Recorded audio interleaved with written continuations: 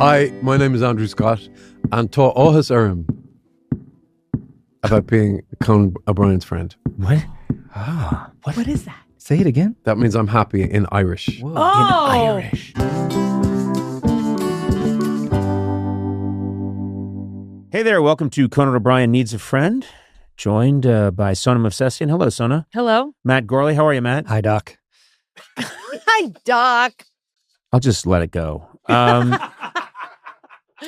Do you guys ever see our videos come up when you're, Oh, yeah. you see the videos come up of us doing the podcast, and I see too when they put out the photo of me with the guest. So I'll be with Billie Eilish. I'll be with, whoever the guest is. Mm-hmm. But I think Billie Eilish came to mind because I was looking at the photograph and my hair is insane. Yeah. And I realized that for years and years and years, I would do a show and I'd, run a comb through my hair and kind of, make sure the coif was working.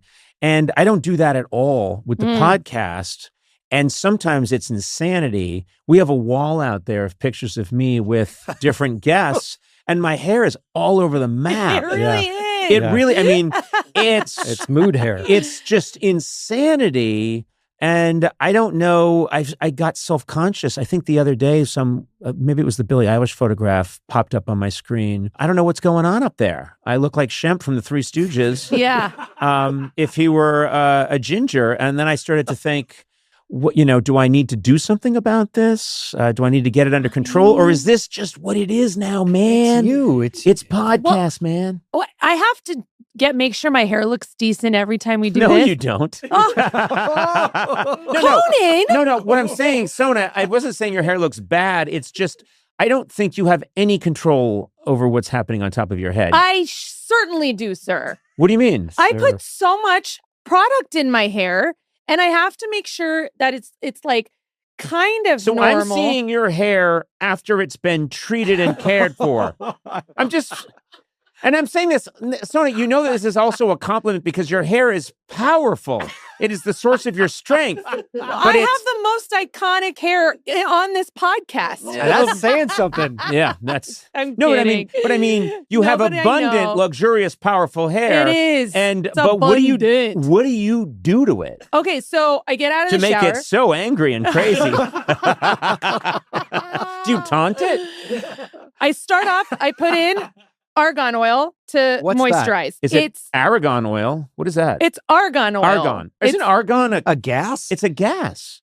No, argan, ARGAN. Oh, okay. Not ON. Okay. ON is what the is gas. argan Yeah. oil? It's like from it's like Moroccan oil. It's like really nice oil and it Mhm. moisturizes. You can use it on your skin.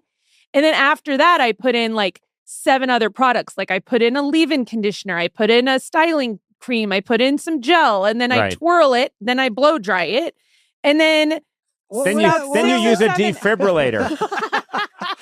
Clear, bang, clear, bang. I do so much And then stuff. a hostage negotiator comes yeah, in. but it's been dry lately because I ran out of What would argan it be like oil. if you didn't Wait, use wait. all that? Huh? What would it be like if you didn't use Oh, all it's that? horrific. Okay. So this stuff is expensive? It is expensive. Yeah. It's Do you- because it's imported. It's expensive. So you have to get it from Morocco. That's the best way to do it. Have you been to Morocco to shop for argan oil? I have not, but I would love to go, and I would go just to shop for argan oil. I think if the people in Morocco knew you were coming to get more of their oil, I think they would try to keep you from showing up.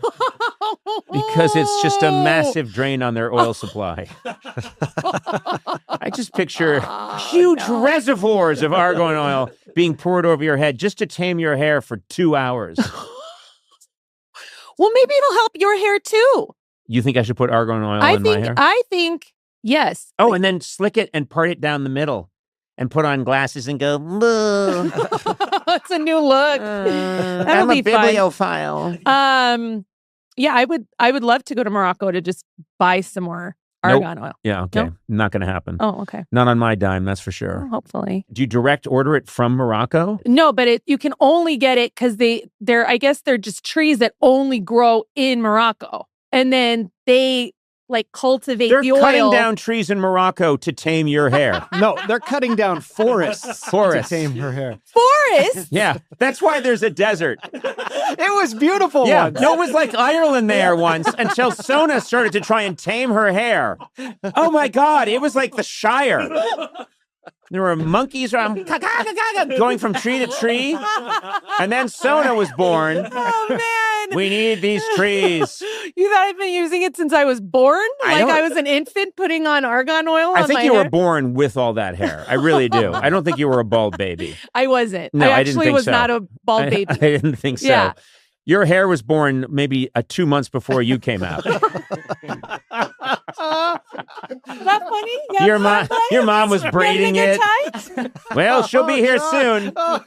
Yeah, that's right. That's the image I want all of you to have. That's how you're actually born, with a handle. Yeah. They just When it was pulled me time. out. They A jerked me ripcord. out. A ripcord, yeah. And swoop. Wah, wah, wah. So anyway, that's insanity. Anyway. So it's dry now because you're no argon Yeah. oil. Yeah. Yeah. I've run out, so I got to go get some. All right, we Yeah. got to get you some. All right. Insane, just insanity. And one of the most disturbing images out of hundreds and hundreds of episodes we've done, Yes. Sona's hair coming out months before she comes out, and then her mom combing it and braiding it before Sona's born is freaking me out. I feel like this is the second time you've done a whole bit about my birth, where one time you were talking about my mom crushing me. What? Do you guys remember? Yeah, this sounds He vaguely just kept familiar. yelling, "I crush you." I crush you. I crush you. Yeah, with her strong pelvic muscles, she was Don't crushing say you. it. Don't talk about my I mom's crush you. pelvic I muscle. crush you. Yeah, it was what I don't know why she was crushing I you, don't remember. but I do remember the phrase, Yes. I crush you, I You crush owe my you. mom an apology. No, I don't think is so. it? I Anyway. love your mom. She's fantastic. Yeah, because this is like a show expense, though, like based on like the Blay way of doing things. Can I use my corporate card to buy argan oil? Absolutely not. No, because that's just going to encourage Blay to buy more, whatever Star Wars gloves and Iron Man assholes, and then charge us for them. So Why no. am I catching strays in this? Yeah. I don't Because know. you know what you did and it was wrong, and your mother's been implicated as well. No, you cannot buy argan oil on our dime. It's not Okay. going to happen. All right. Okay, I'll stop you. All right, we've got to get into this because we have an Let's. amazing show today. My guest today is a fantastic actor who has starred in Sherlock, Fleabag. I mean, so much more. I adore this fellow. Me too. Truly. I think he's one of the greatest actors alive. I'm serious about that. Now you can see him in the new movie Pressure. I'm just on cloud nine that he's here today because I have not met the man. Mm-hmm. Yeah. Andrew Scott, welcome.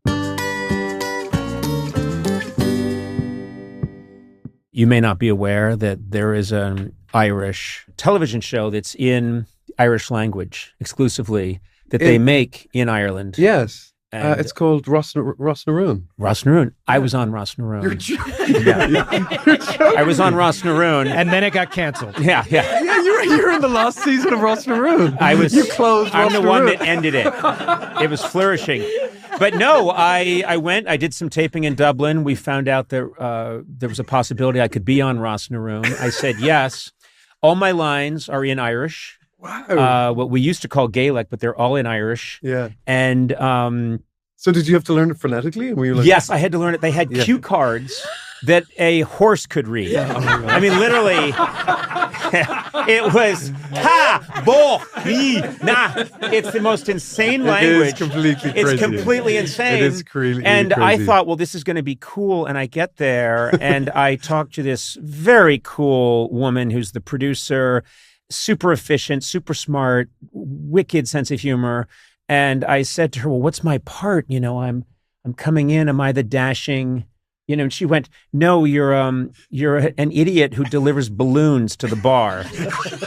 And I am. yeah. And I said to her, listen, as a joke, I said to her, listen, there's a good chance that, before the day is out, you will fall in love with me. This is what happens when I work with me. And she said, I'll fall in love with you if you get this done in half an hour. Don't burst the balloons. Yeah. And don't touch the balloons. And it occurred to me that I've been to Ireland a number of times. And what always occurs to me is that my formative experience was performing. There was a show I did once with a bunch of other Irish comedians years and years and years ago. And the show's over. We're at the American Ambassador's residence in Phoenix Park. We get into a cab. The cab driver's funnier than all of us. Yeah, of course. And it's just how you can't, you throw a stick and you will hit 75 of the funniest people you've ever met in your life, and they'll tear your face off. If you're, No, they're vicious. yeah, vicious. But you grew up in I grew up in Dublin. Yeah. Yeah. My father was from the west of Ireland, very rural Ireland. My mother was from Northern Ireland. So, but yeah, Irish, 100% Irish. Have you confronted your Irishness? Oh, it's like it I think it increases. I think it increases. Mm-hmm. You know, and I think if you get because when you're in Ireland, you don't think about it. But when you're outside, if you're an Irish person outside of Ireland, you're much more aware, I think, of your Irishness than you would be, of course, if you were just surrounded by everybody else who's Other Irish. babbling, Other babbling people, mildly depressed, but also euphoric people. but euphoric people, and I do think there's a reliance on storytelling and babbling and being funny because it keeps the people alive. It completely keeps the people alive. So if everybody's emigrated, Yeah. the way you talk about them is you create this stuff about them and you keep them in the room. You know what I mean? Yeah. So I do think I was just back there filming actually in Ireland for the first time in a long time actually, and everybody's funny. Yeah. Everybody's funny. It's Yeah. part of you gotta It's the step way, it up. it's the language. Yeah, it It's is. just It's the way- use of language. So I need to say this right up front. I intended to say it right up front, but of course we started talking immediately Ross Naroon. about because why Ross wouldn't we? Naroon, which, by the way, every single podcast interview I do, Ross Naroon. Sorry to bring Ross Naroon up again. Cher was just here, and we talked about Ross Naroon. You know, Well, she brought it up. yeah, she brought it up. She said, "Have you ever done Ross Naroon?" And I said, "Shut up, Cher." I am Andrew. I am a mega fan to a disturbing level, and I know exactly when it started, which is my son really got into the remake of Sherlock Holmes with did he? Benedict Wow. Cumberbatch. Yeah. Benedict Cumberbatch. And by the way, in the States, that's a sobriety test. You don't even have to get out of the car now. They say, who's in the Sherlock Holmes? And if you go, Benedict Cumberbatch. Thank you. Come with me, sir. So Benedict Cumberbatch as Holmes, and then you are his nemesis Moriarty, and the second you walked on camera was a epic moment for me because you are, and jump in here if you know this performance you gave, which has been much discussed, and it really puts you on the map.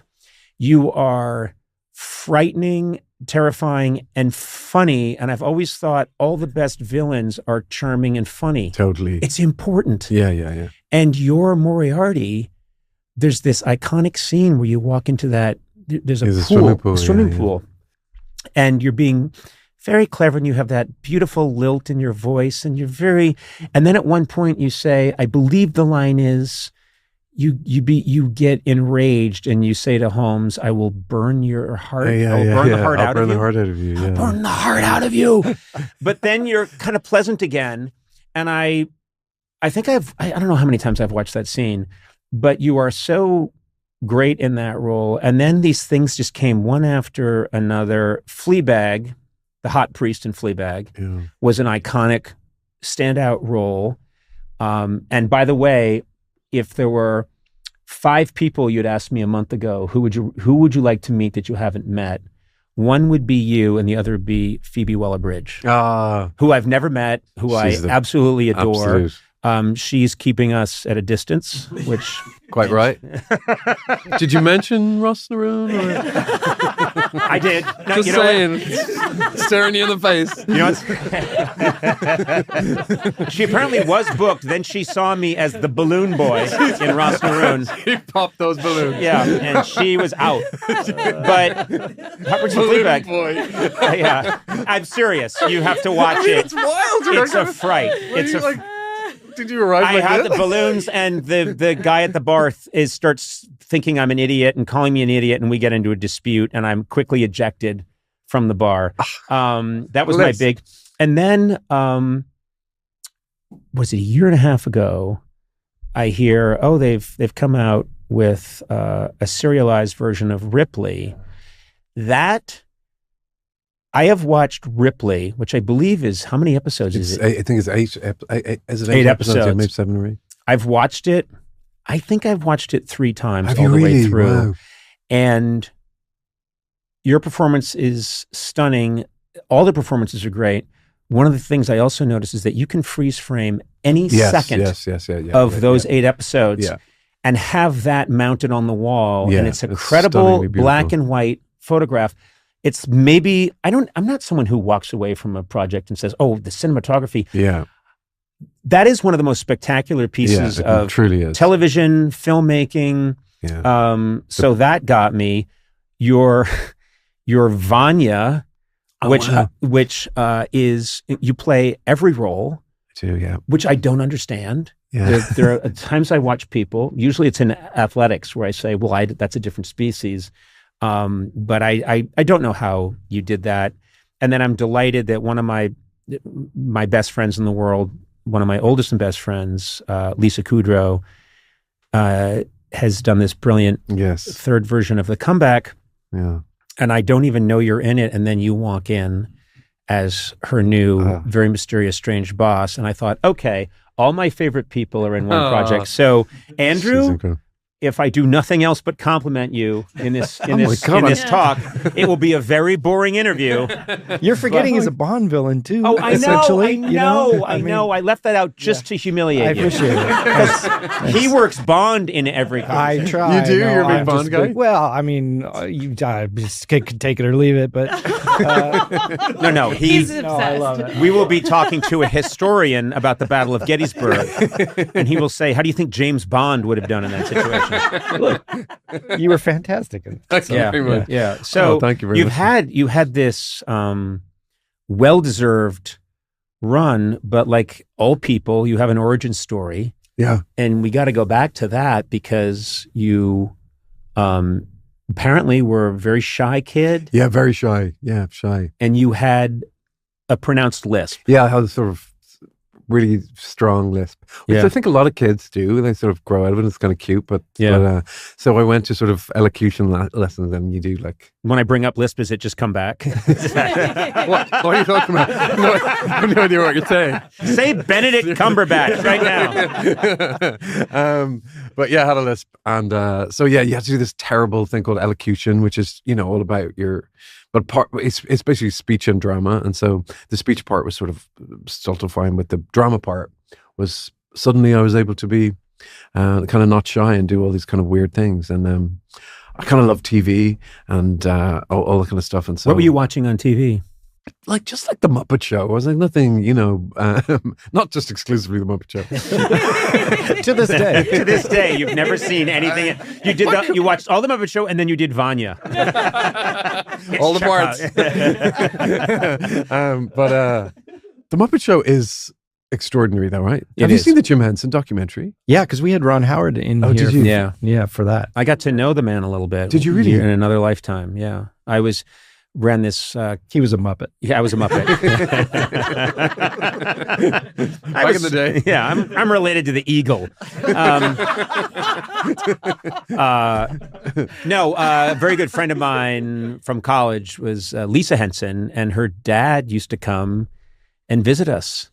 And then he was very nice to me. And then one day, because I ran the college Shira magazine, and he said, "Hey, Conan, do you want one of the chairs from the Dark Crystal for the Lampoon building?"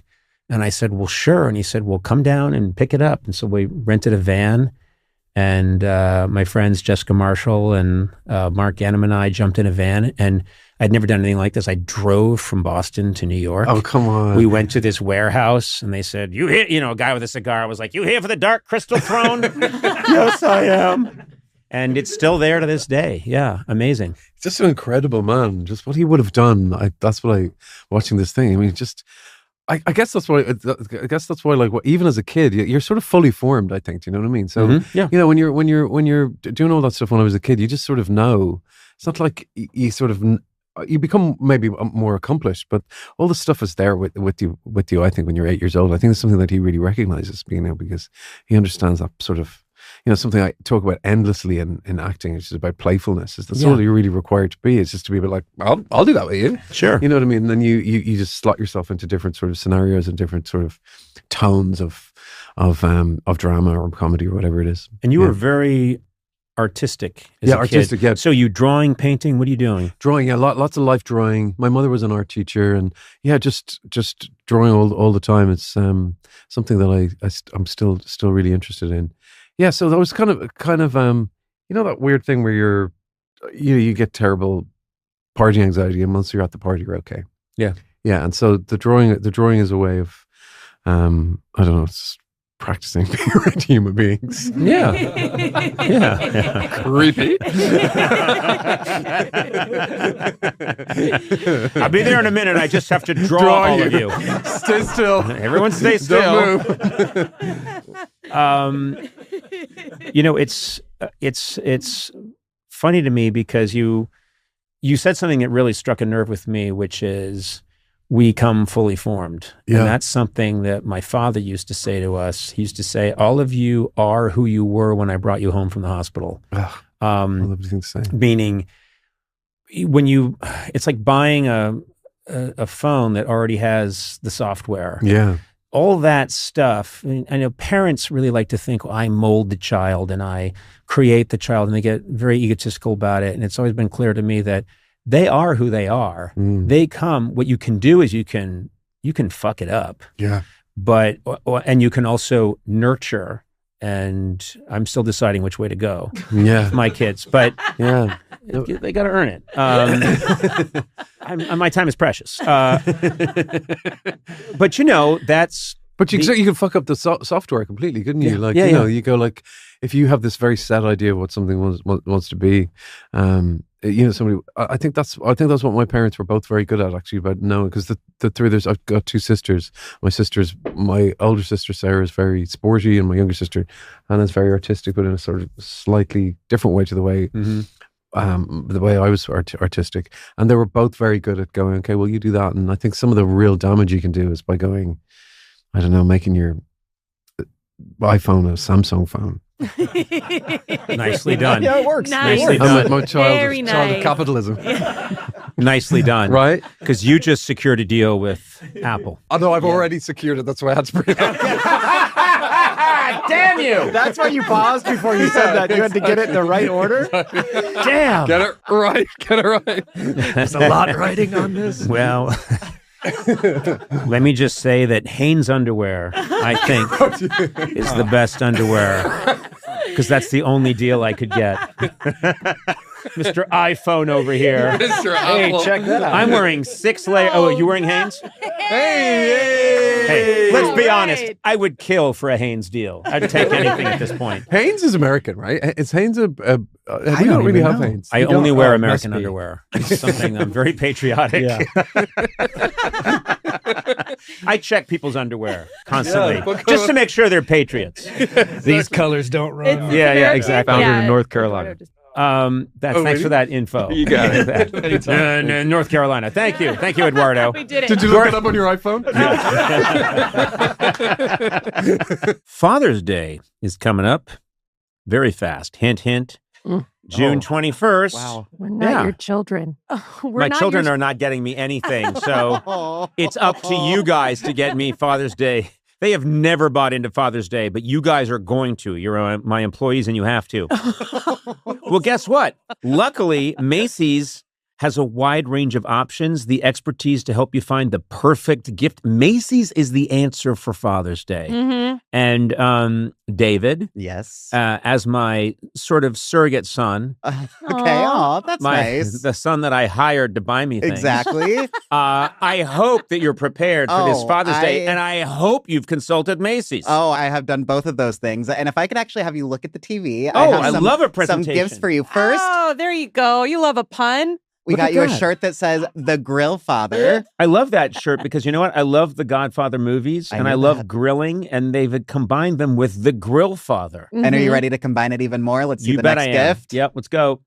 Ooh! A Ninja Oh. indoor grill. Can I say something? That looks really good. It Right? does. And then, sometimes when you're grilling, you might want to get rid of that scent, that smell. So let's see the next one. Yep. We got you some Dior cologne. Oh, is that Sauvage? It's Sauvage. Oh. I love Sauvage, and I love that it does mask the scent of charred meat really well. Yeah. Yeah. And you wear so much cologne. I used to wear Jupe.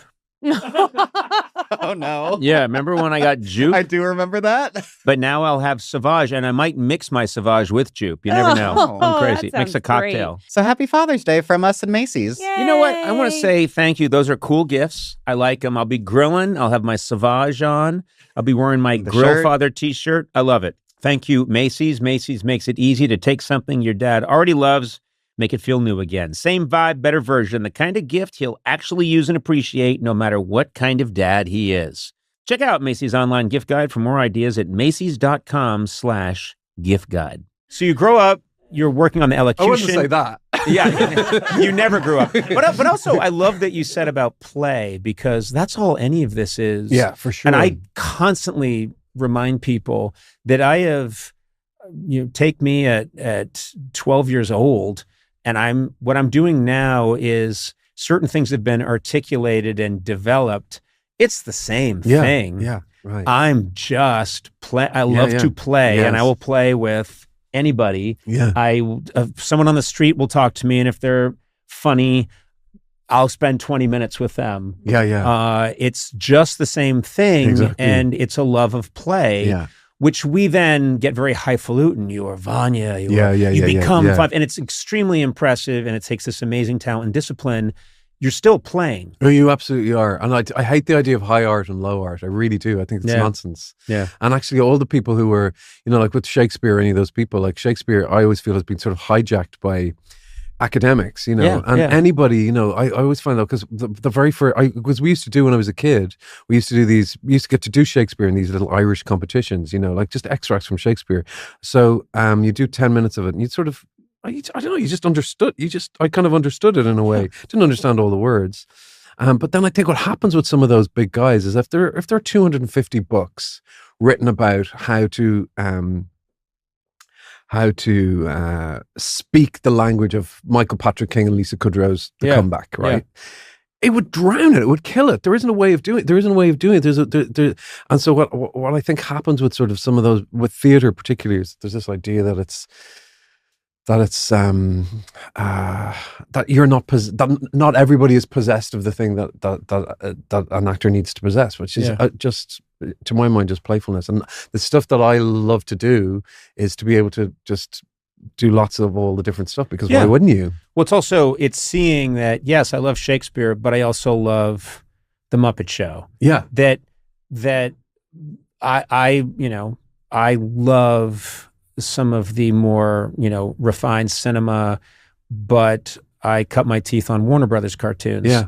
The timing, the characters, the kinds of attitudes that people are playing. And I think there's no difference between a great Warner Brothers cartoon and a really good Shakespeare sonnet. It's exactly the same thing. And actually, he even says it in Hamlet.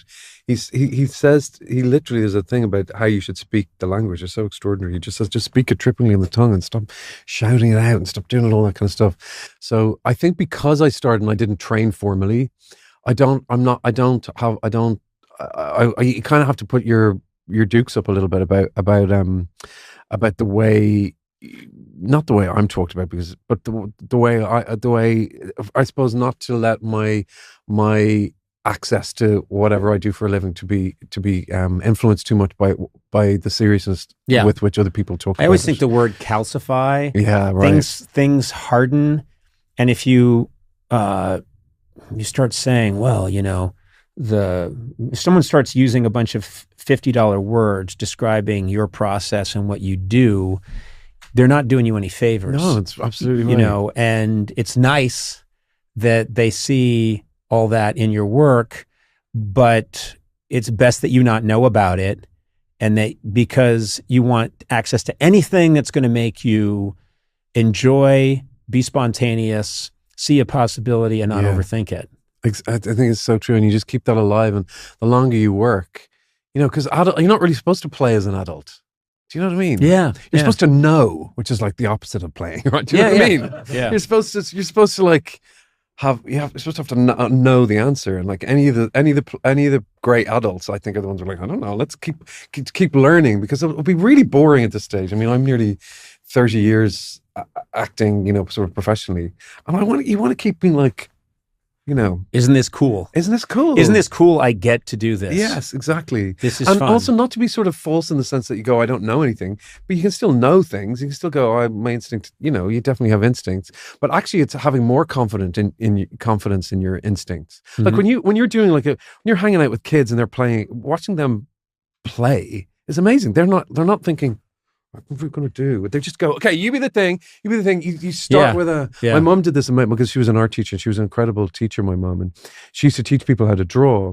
And she said, when you people start to draw, they immediately start, drawing like the most tentative line possible, because they don't want to make a mistake. Yes. And so the best thing you can always do when you're starting to draw is to be sort of loud, confident, and wrong. So start with a really strong line, and even if that line is completely wrong and you've drawn over the line, you've drawn over that line will actually still be there, but the people appreciate the mistake before. So actually you start with a bit of confidence, the way kids do, and you can redraw.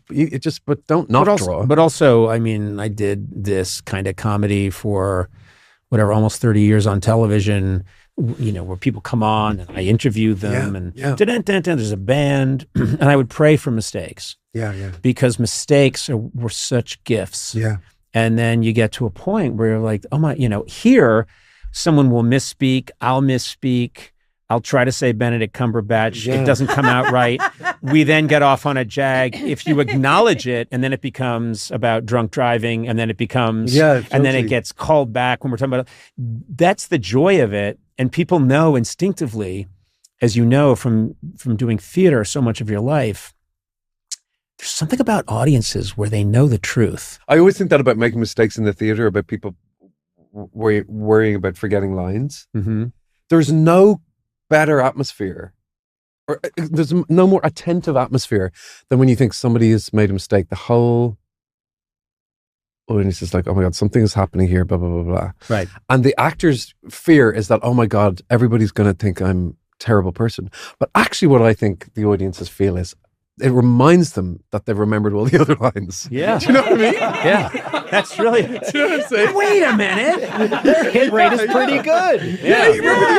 You know what I mean? So they go, oh God, this is sort of live. So it's kind of all right. And once you get over that idea of making a mistake, if, otherwise, the weird stuff that happens makes it, makes the day, you know what I mean? And yeah, I always think it's weird as well. Do you in comedy, do you feel like you guys dissect the audience as much as we do in the theater? Oh, I used to. Yeah. Yeah. I mean, I would be, and we'll get to this because, we'll be talking about this a little later in the interview, but it's like the way a meteorologist dissects a weather system. I used to, tonight were pretty good. Now, I felt like they were, and then you get to be like someone who studied wine all their life, and you've just sipped some wine, instead of being like, oh my God, I love, this is I'm here in Tuscany, I just had a great sip of, of Pinot Noir. Instead, you're like, I mean, the audience, when I first came out, they were, you know what, there was enthusiasm, but it's kind of a froth. It's not, now, then, I would say on the upper right hand of I couldn't get them. There was sort of a tentativeness, but then I felt like they were a little judgmental, and you're like, shut up. Shut up. Do the thing. Just do the thing. It's like when you go and see somebody in a play. It's a lesson I learned really, really young. When I was really young, I started at the Abbey Theatre when I was about 19 or 20. And exactly that. Someone had come to see the play, and they were like, oh my God, I love it. And I was like, oh, we just didn't get this laugh that we got, the thing, well, I wish you'd been in last night, but the audience was incredible. And this brilliant actor said, don't do that. Don't do that, because they don't notice. I understand. It's not that it didn't happen. It probably was a greater show last night. Right. But who cares? And when you're in the audience and you're laughing at something, you're not thinking, God, I wish that person in the balcony was laughing as much. You don't really care. No. You're not even aware of this. The biggest mistake of thousands and thousands and thousands of interviews in front of audiences that I've done was when a guest would come out, and I'd say, ladies and gentlemen, famous actor, and they would come out and they would start, talking and saying some of their stories, and then they would say, "Ugh, I'm sorry. And this is boring. I'm sorry." Yeah. And you could feel the audience leave. Yeah. And I would say, always thinking to myself, it's such a rookie mistake. Don't tell them they're getting a bad show. Yeah. And also in terms of etiquette, after someone's seen you do a show, they don't want to hear you go, "I know, I just felt like today." Yeah. No, they saw you do what you had today. Yeah, totally. And sometimes they love it. They're just not demonstrative. I mean, we have Exactly. this we have this culture now of everybody standing up. Everybody stands for it. It's too much. Sorry to be. No, stands up. standing ovations. Standing ovations. Oh, God, You cannot go to anything without it being a standing. It was the terrible, worst thing you've ever seen. Everybody standing. And also, you go to any daytime and also late night show, and everybody stands up for everything. Like you're going to watch a cooking segment. Yeah. At one of the and everyone stands, and I think, well, it used to be that an actor could be in the theater or a performer could perform most of their life and get one standing ovation, and boy, did that mean something. It meant something. Yeah, because it's a thing. Because it's completely without meaning. When you're on the stage, though, I say this, and then you're like, "Who's that fucker in the fucking fourth row? It's not standing." Because when everyone's standing and one person isn't, exactly. You're like, but I sort of admire it. Because it doesn't mean they hated it. No, it just means that they just didn't want to stand up. Or they're just tired. They're tired that night. Yeah, they're drunk. Yeah, they're arthritic. I have got so used to standing ovations. I'm sorry, I just have. That when someone's not standing, sometimes I berate them. Yeah, that sounds right. And they're like, "Sir, I have no legs." Well, that's awkward. Well, you could still lift him, someone. You could have asked me to lift it. You could have come with a lifter. Exactly, if you enjoyed it. But you didn't care enough to hire someone. It's so messed up. True. I know, it's so messed up. Yeah. So you're struggling all these things when you're a kid, because I'm always interested in this part because it's fascinating to me.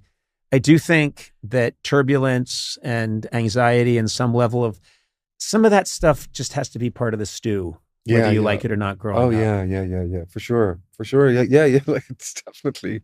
I don't think you kind of really have the other stuff with the other stuff. Yeah. You got to be. It's not. I suppose the sensitivity is the word. Like you got to be. You can't have one without the other. So I suppose I'm pretty. What is it? Thin-skinned, and I do think Irish people are pretty sensitive as well. Oh yeah, you know what I mean. I think so. Yeah. Soft-hearted. I think it's in the culture, which I think it allows the people to be so brutal because it's both. That's both. It's always all wild. All the things are both. And I always think it's. I mean, speaking for myself, I'm incredibly thin-skinned, and then I can be a Viking. I have both in me. Yeah, but it's hard to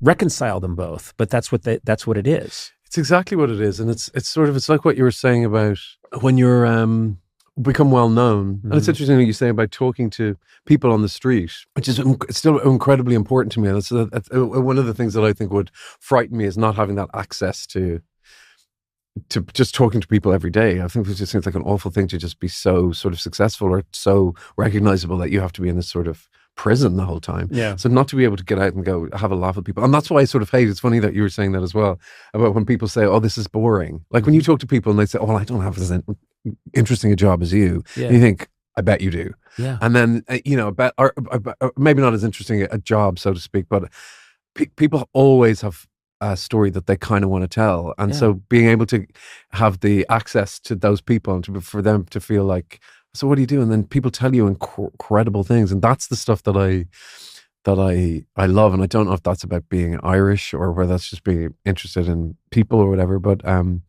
or if it's to do with being artistic. I don't know what it is, but that's that I think is the thing that you want to. I would be very, very lost without. Well, that's why, I being- mean, you've had all this success, movies and television but I read that you make a real point of doing theater regularly. You love, I mean, this is something we have in common. I love being in a theater. I also love sort of nothing in an old theater, if you know what I'm saying. There's this extraordinary moment. I went to see the amazing Mark Rylance in Jerusalem, and there's this extraordinary theatrical sort of trick he did. I'm trying to think if there's something here too. So he had a fight for it. Yeah, somebody had a cigarette lighter, and he was playing a giant. It was about giants. It was sort of all about folklore in the English countryside, and somebody had a lighter, and he was telling the story about a giant talking to a child, and to make this sort of this theatrical sort of gesture, he put this cigarette lighter down on the ground, like here. Yeah, put it down here. He spoke down to this a cigarette lighter. The cigarette lighter, and so you immediately at the Royal Court Theatre, you immediately had this sense of scale. Yeah, that's got nothing to do with CGI or so much. I'll never wash this pen cap again. And he's a real pen washer. So I know you love to wash the pens. He is. Every time I see him, he's scrubbing away. But yeah, it's just that sort of stuff, and the audience go. No, it's amazing how when you see someone come up with something like that in a moment, and you realize it's all. The tools change, but the task doesn't. So, that's a great thing to say. But you've got, now we have AI and CGI and supercomputers, and you can create all these effects, and you can put it in the round. You can do all these things, but basically you're getting the same effect as Mark Rylance putting a pen cap on the floor or a lighter, and standing there in that moment. You can delight the human brain with the old ways as well as with the new. It's the same thing. It's exactly true, because the audience are going. This is what I find so moving. I never don't find it moving, which I think is why I love the theater. Is that adults are going into a theater willfully, and people are turning off the lights, and somebody is telling them a sort of lie that they know is a lie, a story, and they're saying, "Tell me a story." So the liveness, the mistakes, and the humanity of it is the thing that really, really delights the audience. And of course, visual effects, I mean, all that stuff is amazing too, but it separates the audience a little bit from the performer. Whereas if someone said, "Oh, I could do that with I could do that with a pen if I just had access to my imagination." Yeah. So actually it bonds the performer and the audience member. Whereas if you've got too much, stuff, they think, "Oh, well, that's not something that anything to do with me. That's just something that I can be impressed by, but not necessarily connected to." I don't know. So the grand scheme of a big theater juxtaposed with just a one tiny human performer is sort of beautiful to me as well. You know what I mean? Yeah, I get it, and you will keep getting these opportunities to do, movies and all kinds of projects you want, but. I love that you're saying, this is what I need. I need this. I need to be in these live productions, because it's like touching home base. You just got to touch it. That's exactly what it is. And that's when we did Vanya, that one of the beautiful things about that was because that's, Chekhov and very serious high art. And Chekhov is so funny, like genuinely so funny. And it's a kind of ridiculous idea that and it started as a mistake. It was this. We thought there's 8 characters in the show, and I was reading it with the director and the writer, and we sort of allocated the parts, and we were just reading because I was just going to play one part, and we were like, "Oh, which part might it be?" And we were sort of playing. The 3 of us were playing all the roles, and we sort of misallocated the roles. So I ended up sort of going, "Wait, are you?" And I was like, "Okay, I'll just act just to hear it. I'll just act with myself." And it was so weird because it was the two characters in the play that proclaimed that they were the most opposite to each other, and so it seemed completely absurd that this person was. And anyway, that was kind of interesting, and then. We were like, "Oh, maybe we could do it with 2 people. And maybe actually, why don't you try it with 1 person?" Anyway, the whole thing I was a bit reluctant because I thought, does that just seem like let me do it. Sort of, Yeah. you know what I mean? I think the exact quote, because I talked to someone who was there, was, "I got this." Yes, I know. That's what I said. Well, remember, you tried to dismiss us all today and do this alone. That's true. Yes, I did try to, and I still think I could do it all. I'm learning about the electronics. Electronics. I know you have your electronic system. The electronics over there. Oh, I think that's proof I know what I'm talking about. But yeah, like all that stuff. So to do that anyway. So why am I telling you this? No, because you're talking about how it all be expanded to you playing all these roles. Yeah. So then you do those things. So anyway, I ended up playing all the parts, and like, how do you do it? How do you make the audience feel, number one, that they understand it, but also how do you teach an audience about? We had this really fun moment at the beginning because I really wanted the audience to sort of not feel like, okay, we're watching Chekhov. Like this, what do we need to? Yeah. Because people are like, what do I need to know? I mean, I don't. It's Russian? Am I worthy of this? Yeah. What's the thing? Yeah. So we did this thing where I came out, and the audience were like, okay, what the fuck is this going? What's this going to be like? He's going to play all the parts. So we did this sort of fun thing. It was such a good thing to do, where I sort of turned off the house. I came out and I turned off the house. That's a little trick. Yeah. We turn off the house lights, so they go, okay, we're all in darkness now. And then I just turned them back on again, And I looked at them and they were like, oh, gee. So I was like, I can see you, you can see me. This is a bit weird. And they're already laughing before they know. You've told them, don't worry. Yeah, It's chill. basically, Chill. We're going to have fun, yeah. It's fun. And I can see you can see me and all that kind of stuff. And I love fucking that up alongside something which is like a great masterpiece. Here's what would fascinate me is if you're playing that many roles and you go up on a line, can you ask one of your other selves? I can apologize. Can I apologize? Or do you ever say, I can't work with this guy? I say that a lot. Yeah. Do you know what's one of the great, it was actually nearly the best thing about it is if you do go up on a line, it was bliss. You could just make it all up. You could just, you just go, oh, okay, I fucked that bit up. Okay, well, I'm just going to keep talking because I haven't messed anybody up. And then I'll ask a question that isn't in the script and I'll make that person answer it in order to go back to that person. It's kind of amazing. It's kind of great. It's great. That's right. You don't have other actors around you going, what? Yeah, exactly. What are we doing? Yeah, what's we doing? Yeah. I want to talk about this again. Interesting process now where you've made a movie. And I was told I could access this movie. I could watch it yesterday. And they said, it's this whole system now. It used to be they just give you a DVD or something, or a screener.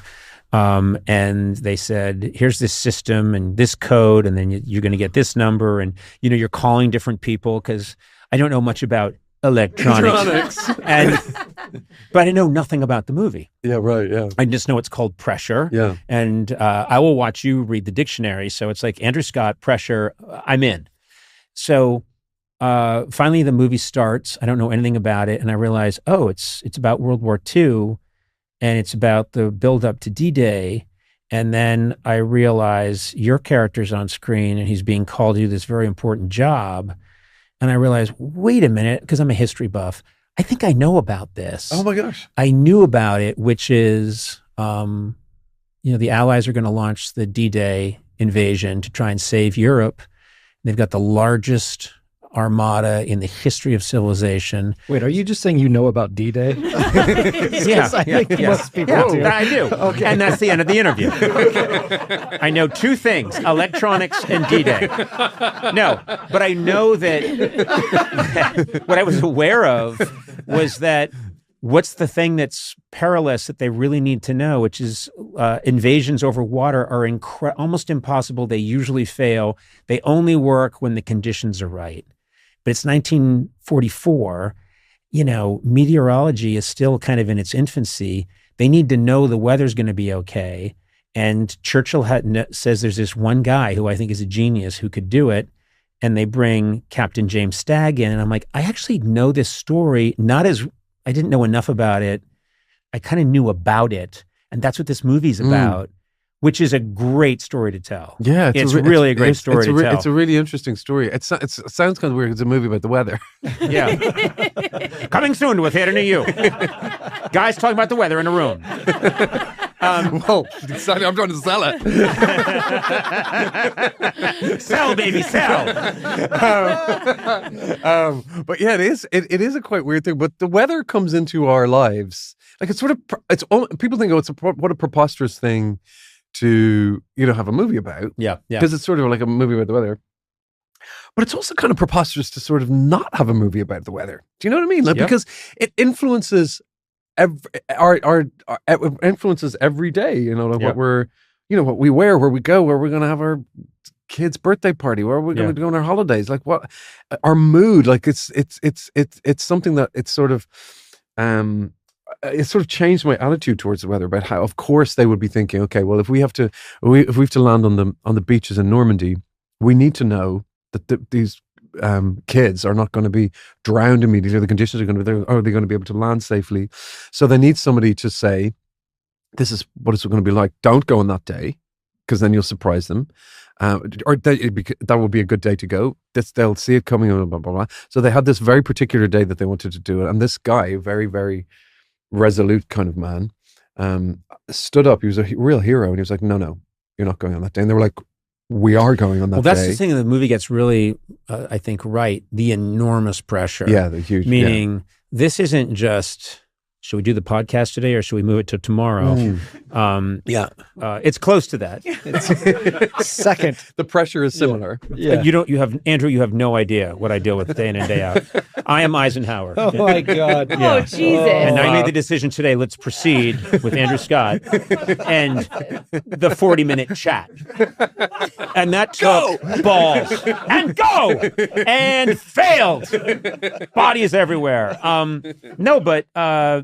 It's this huge decision, and it really does come down to the entire unified Allied command looking at this one guy and saying, well, we need to go, and we need to go now, and it's all set, and just all we need is your okay. And he says, can't give it to you. Yeah, I won't give it to you. I can't and I won't. And so he's this extraordinary, he's not a particularly affable person. And I love those kind of cinematic characters that aren't necessarily nice, but are good. Yeah. You know what I mean? No, he's a very good man, and he's doing the right thing, but he is not a people pleaser. No, it's not. And It's absolutely not. I'm fast because I spend so much of my life trying to make sure everyone in the room is okay. Yeah, and it was okay. Yeah. And so I'm fascinated by people who just don't give a shit. Yeah. Just don't. He's here.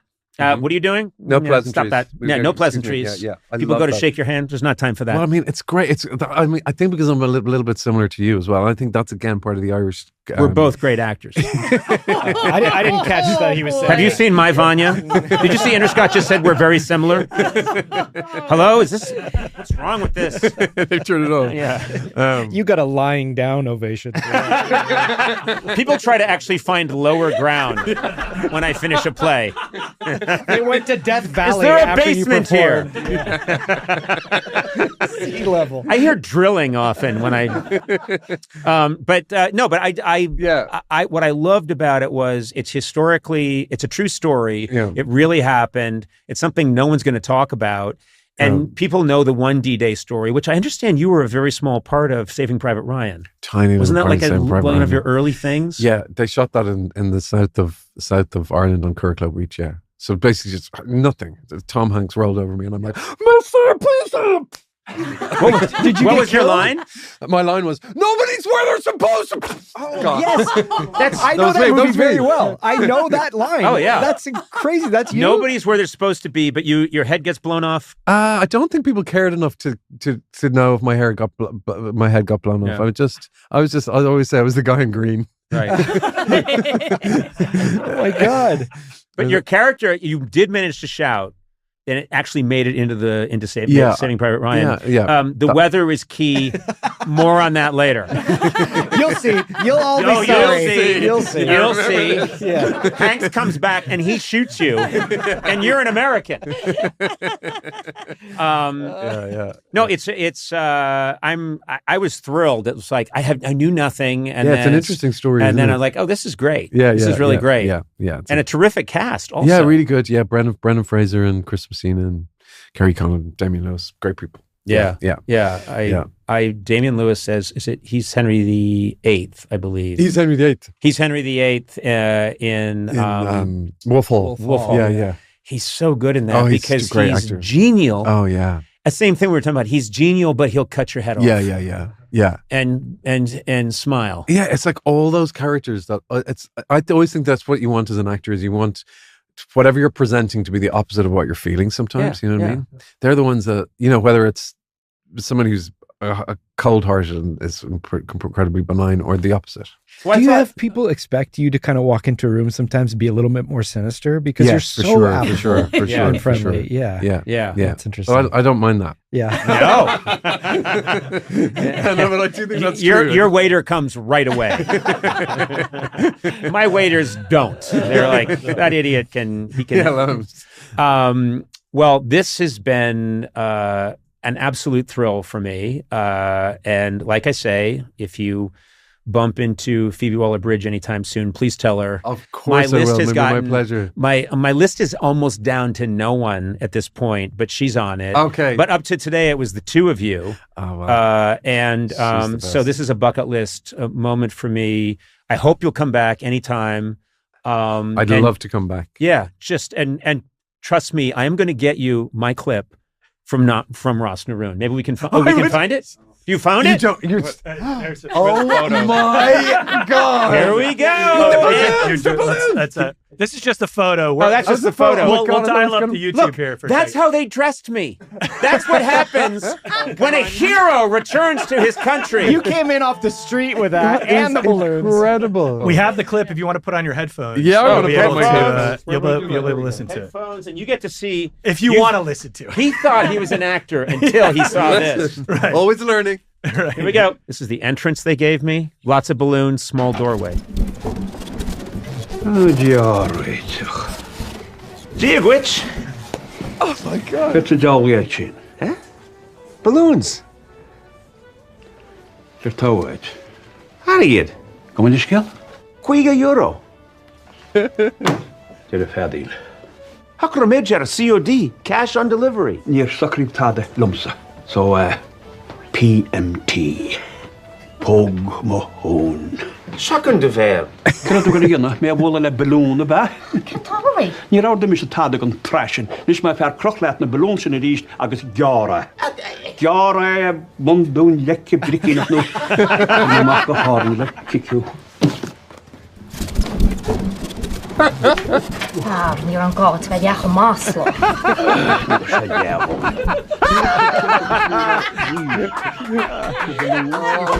the ginger man. That is incredible.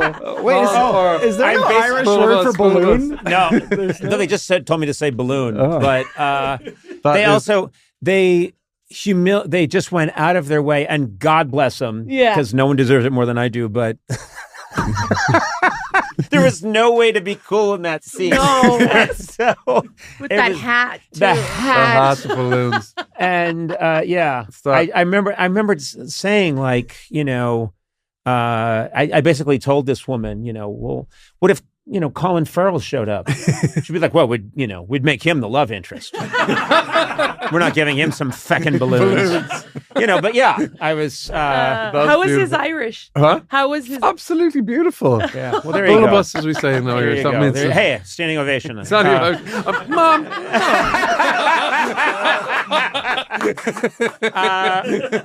Andrew, I can't thank you enough. Just a joy to be with you today. Joy to be with you guys too. Thank you so much for having me. Take care. Big news, Sona. Yeah. Did you know T-Mobile recently partnered with the National Park Foundation? No way. Yep. They're making it easier to stay connected so you're free to wander. Well, that's really cool. And I love a national park. I really do. I do too. I've been to many of them, and I want to see all the rest. It's on my bucket list to see them all. Okay. Now, there's one thing you have to have if you're doing that, good signal. It's a Yeah. priority. Mm-hmm. Do you know what I mean? You got your maps, your music, this podcast. Yeah. So take America's Best Network plus their off-grid satellite coverage with you. Look, we're all a little spoiled, but we like to have access to all our stuff. And suddenly you don't have it because of a bad signal. That's when I throw my phone into the Grand Canyon. Oh, okay. Literally filled half the Grand Canyon with phones. Then I got wasteful. T-Mobile, never had to chuck them again.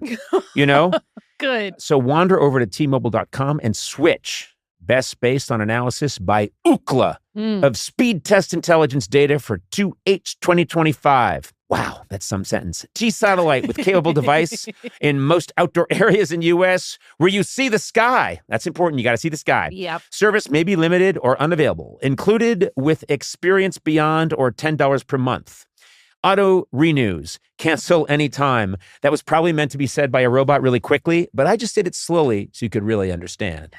Your life doesn't stay in one place, and neither do you.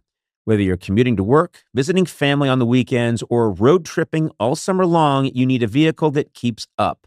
With a Hyundai Hybrid, you get a car that fits your life with the best of both worlds. A car that matches your daily rhythm and has the fuel efficiency you want. The versatile Santa Fe Hybrid SUV seats up to 7. The Tucson Hybrid SUV is packed with modern conveniences and has standard H-Track all-wheel drive. The Sonata Hybrid Limited Sedan features exceptional performance and handling, and the sporty Elantra Hybrid Limited Sedan features a cutting-edge look and up to an EPA-estimated 52 highway miles per gallon. No matter what your life looks like, there's a Hyundai Hybrid for you. And all of them come with first-class safety features, advanced tech, show-stopping design, and America's best warranty. Hyundai Hybrids. All that and more. America's best warranty claim based on total package of warranty programs. Visit HyundaiUSA.com or call 562-314-4603 for more details. I thought that I knew everything about you, Conan. Mm-hmm. I discovered back in December that there's a way to distract you from anything. Is that true? It's true. You're being real now. I'm being real. This is real. This is the real me. Okay. And that is to put you in front of a TV and turn on the Hallmark channel. Oh, wait, where were we when this happened? In New York. That's right. It was December, so it was like the Christmas Hallmark movies. I have to say, I am powerless around a Hallmark movie. And I don't know what it is, but I start watching them, and then I love to call out what people are going to say. Yeah. And I'm right a bunch of the time. You got it like 90% of the time. I call out lines like, "Now get back here, young man." And then the person will say, "Now get back here, young man." And it's thrilling. I mean, it's the same high that a gambler in Vegas would get on. Really? Yes. I get very excited. And we were going somewhere, like there was a car picking us up, but we couldn't leave until we found out if this woman quit her job as a lawyer to go build ice sculptures. Yes. Well, first of all, we didn't wait to find out what was going to happen. That's true. We knew what was going to happen. The uptight lawyer is going to realize that the most exciting thing in her life is making ice sculptures with this guy at Christmas time in their little Christmas village. Oh. And I knew that was going to happen, but I had to see it happen. Yeah. It's one of those things where I have to see that happen. Yeah. And I love how there's no jeopardy. Her mom runs the law firm. I love how this is coming back to me instantly. Oh my God. I'm not kidding. Like, I didn't know you were going to bring this up. Her mom runs the law firm, and she's dreading telling her mother. Her mother keeps saying, "Of course, and you're going to take over the law firm because that's what." And then she's loving making this ice sculpture with this guy, which I think is a loser thing to do. Oh. And anyway, I'm sorry. You just burned a lot of ice sculpture This wrists. isn't like Timmy Chalamet with the ballet. Oh, okay. I went very specific with ice sculpture. And if you've got a problem with that ice sculpture, people. You're doubling down? Yeah. I said ice sculpturists, by the way. That was that what really they are? embarrassing. Can we edit that? No. I want it in. Sculptors. I want it. Ice Sculptors. Ice sculptorsisms. Anyway, she has to go to her mom, and you think, oh, this is going to be the real tension in the show. She goes to her mom and says, "I just want to make ice sculpture. I don't really." And she said, this is the line I called out. She said, "But it was always your dream to be a lawyer." And I shouted out, "No, Mom, it was your dream." And she went, "No, Mom, it was your dream." And it was an erotic high for me. Oh. I swear to God. I had to go and shower myself off after that. Oh, God. David was in the room David with was you? in the room, and he saw me go, Ew, Conan. I tried to call HR, but it was off just a Hallmark. We're the only person who does that. And it off was a exactly Hallmark this. movie. It was, she said, "But that was always your dream, honey." And I shouted, "No, Mom, it was your dream." And she said, "No, Mom, it was your dream." Ugh. Scrub. scrub. And then we were off to our obligation. But I needed to see that happen. Yeah. That, and you've texted Sona and I before. I can't remember what movie it was, but you were like, "I saw a commercial for a movie on Lifetime. I need the Lifetime app." And Oh, do you yeah, remember this? yeah, I do remember that. Oh, I needed my fix. So I find it to be endlessly fascinating. I really enjoy it. It calms me down. I'm so happy. They have a formula, and it's clearly working. You think they have a formula? Very formula. The formula is so precise, and they never vary from it. Someone's uptight. Someone's in touch with themselves. Uptight person. They don't get along. I mean, whatever. We've seen it a million times. Someone turns into Santa. They always live in Christmastown, USA. I know. It's a little too G-rated for me. I've evolved. Now, what about this? What if they could make, and this is something, we have a production company. Maybe we could get into this. Yeah. A Hallmark show that hits all of those points and is very much like that. But the sex is really down and dirty. I mean, you see everything, a slamita, slamita, slamita, a thwabita, thwabita. You see it all. So it's like, I didn't know you like making ice sculptures. I do making ice sculptures. You seemed kind of uptight before. Well, I'm not uptight now. A thwabita, thwabita, thwabita. A hubbita, dubbita, dubbita. A shumba, shumba, shumba. Yeah, and it's all like double entendre titles, like Christmas came early. And then her name. Jesus Christ, Sona. She was ready to go. You had that right away. It was in there. It was already in there. I do think these would do well. Ballmark. Like yes. jingle balls. Ballmark. What? Like balls? Yeah, ball. You get balled? Ballmark? Ball? No. Please, Blaze. Can I tell you something?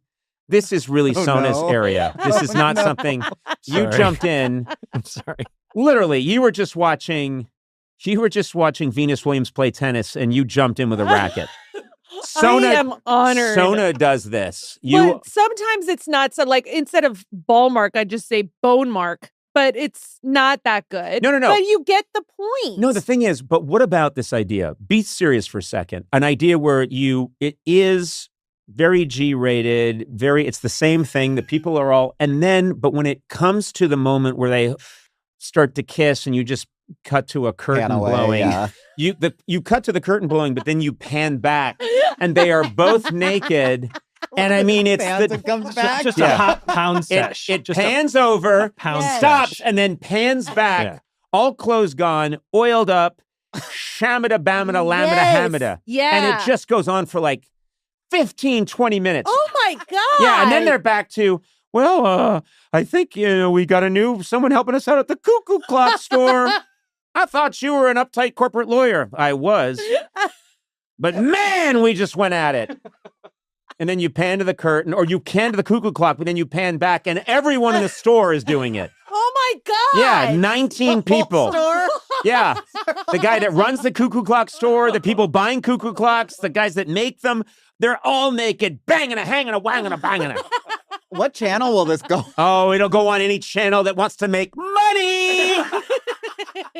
Any channel would want this. It's like pay-per-view. Netflix would take this, wouldn't they? No, Netflix actually, I don't think. Oh, they don't do porn? It's like straight up pornography. Yeah. What do you mean? Blaze very. I would say Netflix would definitely do this. I don't know who does. Are we talking softcore? Because I've seen everything. What's happened to America? You softcore want on this to be Netflix. like full penetration? We want Hey, don't be gross. Well, no, it's a valid question. No, I'm an artist. I'm not question. some animal. What?